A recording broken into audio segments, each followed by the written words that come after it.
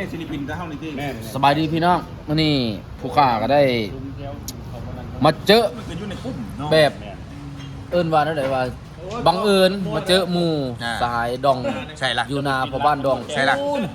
มันจะเป็นเลขอันแตนอยู่ หันแป้นมัน แล้วก็ สบายดีได้พ่อบ้านดอง สบายดี อันนี้เป็นซ่องจันน้อยเนาะซ่องจันน้อยนะอยู่นาผมไม่ ขอบใจเด้อ ซ่อง บ่าว จัน น้ น้ อ อย ยก็ บ่าวน้อยออฟฟิเชียล บ้านน้อยออฟฟิเชียลอยู่เฮือนเจ๊แสงดาวีเพื่อน นั่นแหละ เออ สำนักงานเป็นสำนักงานบอลเต้าโฮมบอล อืม เอาไว้เครื่องดนตรีบอลซ้อมเพลง อู้หอมขนาดเลย จุดขึ้นรถสิไปเซฟเขามาขึ้นรถกันอยู่นี้ มาขึ้นรถอยู่นี่เนาะ ทีมงานในตีมากระบุก นั่งรถ ตะบกอ่า เออ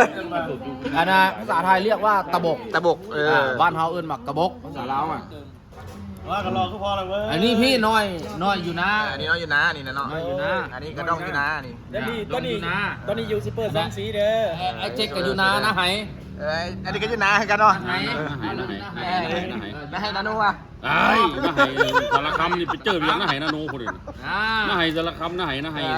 เสร็จแล้วเนาะ เจอไปไกลเลยขี้ฝุ่นทั้งคุณ เขาก็กินหมักกระบก แกหมักกระบกกินกัน แกมากระบอกกินกัน กาอัลบั้มตัว วันนี้เจ๊เพิ่นเลี้ยงมากระบอกเนาะให้กันกินเหล้ากินเบียร์วัน ผู้ นี้ เพิ่ เด้ น อ เฮ็ดผู้เพิ่นคั่วหมักกระบกแล้วแม่นเพิ่นนี้ ฮอน ยังบ่คักบ่กรอบแล้วเพิ่นเอาไปคั่วอีกลำบากน้องนุ่งข่อย ฮอนเจ้าเหรอฮอนเจ้าเนาะ โทรหามื้อเช้านี่ว่าโอ้ยอีนางเอ้ยมึงอยู่เฮือนบ่สิพาหมู่พ่อบ้านดองอยากเห็นอยากเจอเพิ่นผัดเว้าว่าบ่อยู่ไปใส่กรอบไปซื้อเครื่องตายมันบ่อยู่ก็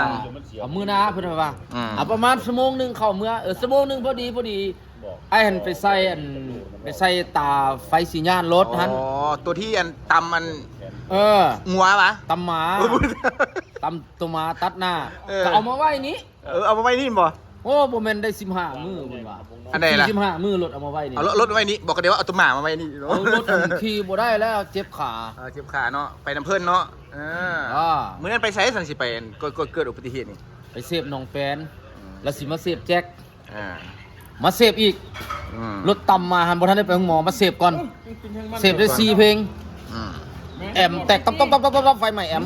โชคดี เซา เนาะ เซาเสพจังไปห้องหมอเอารถมาไว้นี่10ปลายมืออยู่นี่อัน บรรยากาศได้ทุกคน สหายดอง สายแน่มึงครับสายแน่ อัน เพลง มีหยัง โชว์ แน่ วิดีโอนะครับสายแน่ กับ FC แน่ นั่งกับ ดีใจ พ่อบ้านด บ่ อง ได้มา เนี่ย เจอเฮา จักสิดีใจจักสิเจียใจมากกว่าจักไปสิตายก่อนตายหลัง โอ้ยจะปาดได้เลยบ่ ก็เลยว่าถึงเวลามันพูดแล้วเขาบูจักอนาคตมันรอได้ ใครตายก็ใครตายหลังบ่ บ่ตายบ่ตายเสร็จแล้วบ่ตายจากกันเด้อเห็นให้มันเห็นกันดนๆยาวๆให้มันได้30 40 ปีพุ่นจะค่อยจากกัน โอเคเนาะ มันเมียนกับน้ำหมา นั่นแหละ เนาะบ่มีหลายเด้อคลิปนี้เด้อทุกค โด นเด้ ย อ ให้พี่น้องได้เบิ่งฝากติดตาม ฝากติดตามนะ ช่องบ่าวน้อยออฟฟิเชียลหน่อยเด้อ โอเค ขอขอบใจน้ำพี่น้องล่วงหน้าที่ว่าบ่ถิ่มบ่ปะ อืม ยังเบิ่งยังแยงช่องบ่าวน้อยอยู่ อืม แล้วก็บางครั้งบางคราวก็ไปถ่ายอยู่ท่าเรือหัน โอเค ทีมงานนั่นน่ะไทยบ้านท่าเรืออันนั้นก็บ่ถิ่มบ่ปะอันนั้นก็เป็นของน้องนั่นน่ะกับอีนายปุ้ยขี้แมงวันนั่นก็ถ่ายน้ำกันเนาะยามกินข้าวกินน้ำกันกับพวกนั่นแหละ ดีเนาะ ปกติกินส้มกินเมี่ยงหมักเดือไปอย่างน้ำกัน อืม ยามเสพดนตรีกับมาหาน้องนี้ นี่มาหาเพิ่น ไปกับเพื่อนนี้ขี่รถไปน้ำกันไปเสพเดินสายบ้านนั่นเมืองนั่นใกล้ไกลไปน้ำกันกินข้าวหม้อเดียวกัน ไปเนาะ ไปน้ำกันนะ เป็นคนใจมหาชนแล้วสองคน แม่งไปนั่นแหละแล้วก็ขอบใจเงินติบมาไล่น้ำใจพี่น้องให้เทิงเวทีตลอดเด้อ เราเรื่องกันทิปเนาะวันนี้เนาะ เพื่อนให้ เพิ่นให้ เพื่อนสงสารนั่นแหละ เจ้าอันเข้าทิปรวมอยู่ที่ รวม ได้ร้ายกันขึ้นพระไว้ รวมนะ จำเป็นกับบอกเอาลงมาใส่แต่เมื่อนี้จำเป็นแล้วต้องได้เอาลงมาใส่ อันนี้นี่ทั้งเบาน้อยอยู่นานี่ก็ถือว่าจากว่า 90% ที่ว่าเพิ่นใส่กีตาร์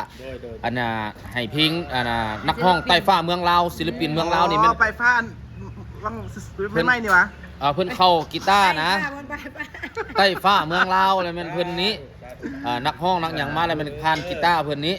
นี่ดิ กีตาร์ นี่ดิ อาจารย์ผู้หนึงอะไร พยักใส่ลายก็มาหาคนนี้เนาะลายสดเบ็ดสดกองสด มีซิกบ่ พี่ ได้ สด ไม่มีซิกได้ยังบ่ใส่ได้กีตาร์ โอ้คักแท้ได้คือกัน นี่น้อยยามาฮ่านี่น้อยยามาฮ่าบ๊ายบายคลิปนี้นะ โอ้ยขอบใจเด้อบ๊ายบายพี่น้อง